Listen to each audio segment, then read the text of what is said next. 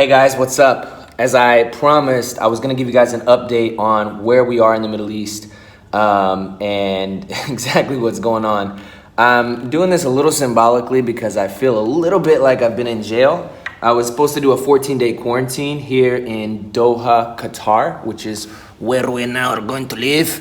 But it's turned into a 15-day quarantine because the app, which I'll show you, that everyone, whether you're visiting or whether you will be a resident, it needs to be green in order to go out and about. And if it's not green, from my understanding, you can't buy groceries, you can't go to venues and exchange like currency. There's no merchant things that you can do, and you can even face like fines. So been working with a little government on that, trying to get that switched out. But in the meantime, what I can do, even though technically we're in quarantine, well, I'm in quarantine, is I could show you a little bit of the, oh my gosh, I can't do it. A little bit of the house. So let's get started.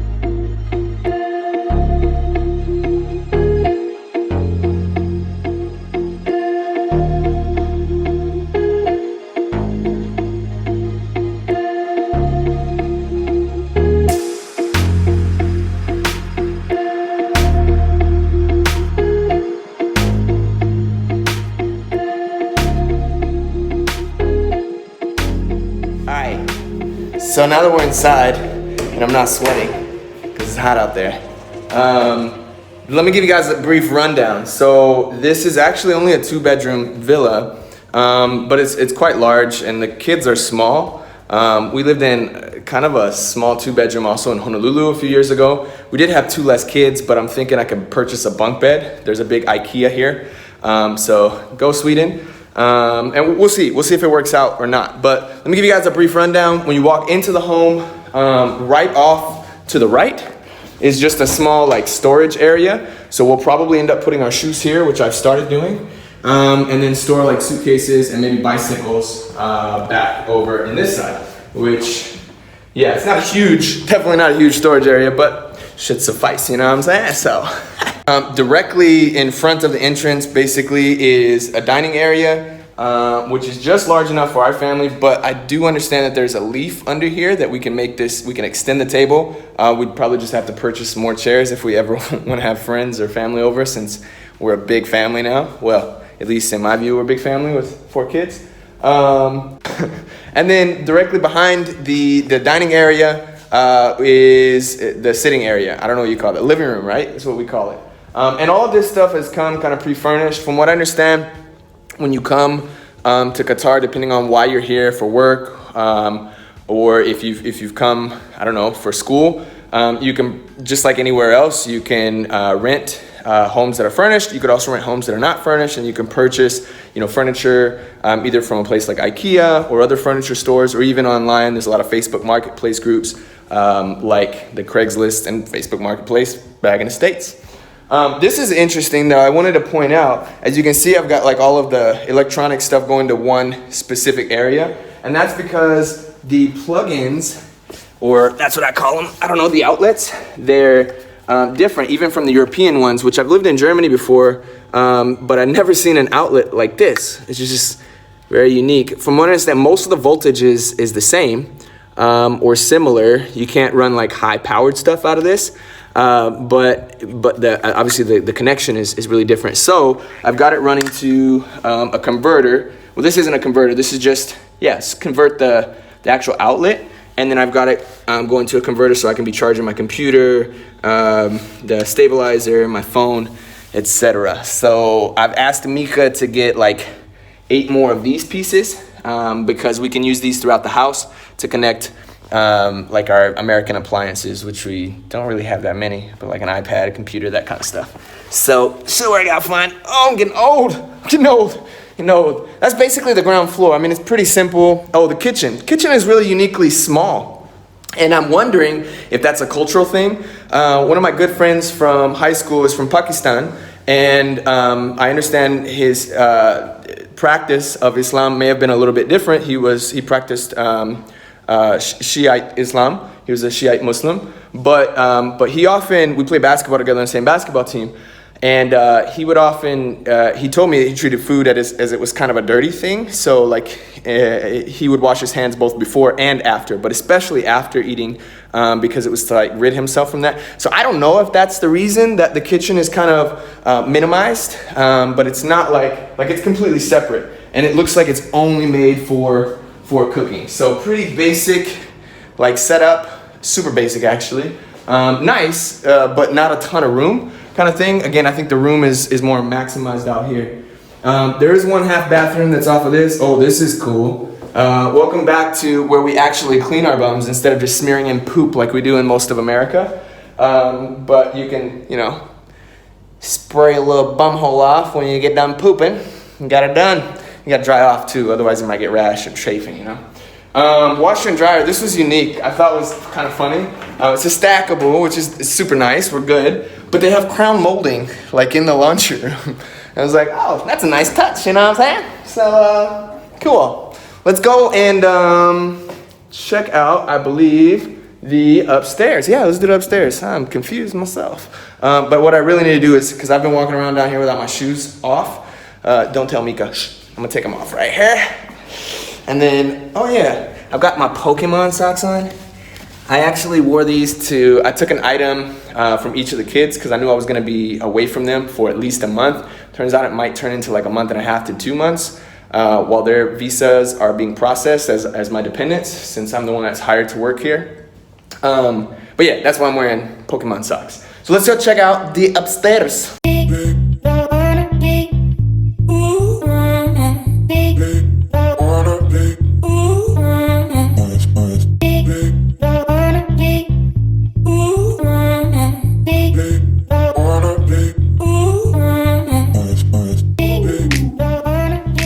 Alright, we gotta get some lights on so you guys can see. To this area, oh, is the light? There we go. There we go. Thank you, light. Appreciate that. I'm not gonna open it. I'm not gonna actually go out there, but there's a small like balcony. It doesn't have like actual shelter from the rain, but I think that's because it doesn't rain. Maybe once or twice a year here.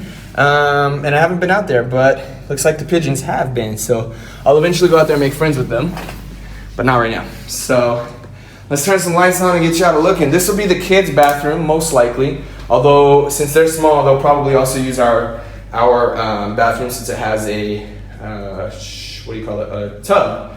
But this is pretty much, this is it. They have a little nicer of a bidet here. Well, a bunch of those grossies, I gotta throw those away. Those are from the previous folks. And then, yeah, I mean, it's a basic shower, so check it out. We will check out the kids' room though, because I need to know basically if I'm gonna be able to fit them in here. Like I said, I think I need to like purchase another bed, a bunk bed ideally, because it comes equipped with already a couple of beds here, which would be great probably for Constance and Lincoln. But I'm thinking about for the younger girls, I'm not sure if I can just put like a double stack bed over here, or just function this around. But it seems to be plenty of space to be able to do that. We're a pretty active family, so we don't spend a ton of time like in our rooms, in our houses. We generally get out and we explore, we go do activities. So I don't really think that cramping them is gonna be much of cramping them in reality, if that makes sense. But yeah, I've already brought a few things from the kids. The kids actually painted these with a really good friend of mine, Israel. So Israel, if you're watching this English video, what's up, man? Saludos. Is a really good friend of ours, Israel, Monica. And they're a small family. They have a son named Lucas, and shout out to them. And they're about to have another one, another kid. So excited for them. But our friend Israel actually bought these canvases. And did you say canvases or canvas? Canvas. He bought these canvases, and the kids actually went over there and painted with him in Pueblo, Mexico back in the day. So basically, yeah, this is the kids' room. This would be their closets. There's a double-sided closet space with, I think this side has some like drawers. Yeah, perfect. Like an integrated drawer system. I don't know, IT for them.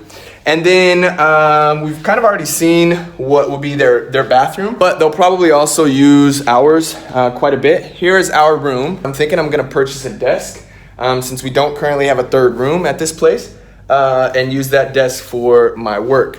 So will be in her, and then our closet is actually part of like a passageway. What do you call that? What was the passageway in English? A hallway.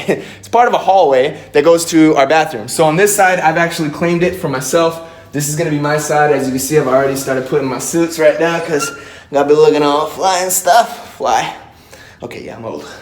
And then Mika will be on the other side. It's the same exact type of closet. I know it's kind of confusing because there's all these mirrors and stuff. But basically there are drawers integrated on one side, and then space above and below for clothes and shoes and all that good jazz. And then finally we have the last stop, which is the bathroom. So the buck stops here. As you can see, it's not the cleanest because I'm the only one that's been living here. But I try, you know, I try. I do need a shave. I'm not the cleanest. I'm clean, but not shaven. Not clean shaven anyway. So anyway, we also have a bidet. Again, very grateful for the bidets. Thank you to all of the Franceses and the French folks who put those together. We really appreciate that in life because we can walk around now, you know, with clean bums. This is what I'm saying about the kids. We'll probably end up using this, at least the younger ones, because they like to bathe in an actual tub. And then there's a shower that's over here on this side. So, I know guys, I'm not showing you like the city line, cityscape. Doha is gonna be, it's gonna be so exciting. I can't wait to be able to show that to you. I have not done it yet, but I promise that as soon as I'm out and about, I've got to obviously put some things in order with regard to work, getting my resident permit, my QID. It's super important that I get that done for getting the kids and my wife here because they cannot process their visa work without that info. So I'm super excited. I'm looking forward to be able to share a lot of the things that we'll be experiencing here. The kids, I think I said this in the last video, the kids in particular, Lincoln is super excited to learn Arabic, and me too. It's interesting because as you make phone calls, I've made several to the application that I showed you guys, because I'm like, this is day 15. I was supposed to be out of quarantine on day 14 because the green or the yellow, which says you're in quarantine, was supposed to turn to green, and it did not. Anyway, it was interesting because the first message is all in Arabic, and then it says push number 2 for English. And I was like, oh, that's cool, because in the States it's like oprima número 2 para español. And now here English is it's sort of a lingua franca, obviously, with regard to business and education, but it's definitely second to the national language, which is Arabic. So, guys, if you guys have any questions or suggestions for Doha, especially if you've been here before to Qatar, I would love to hear them. We're super excited, like I said. And look forward to more videos because as soon as I get out and about, I will show you. It's a crazy cityscape. I'm gonna put a picture up right now so you can see it. But it's like the Dubai of Qatar. It's just a cool, unexplored, at least for us, super unexplored part of the world. I look forward to exploring this with you guys and sharing with you about Doha and then sharing some kind of unique content here on this channel. So if you're new here, go ahead and subscribe to the channel because you're not gonna wanna miss the future posts, okay? Okay, bye-bye.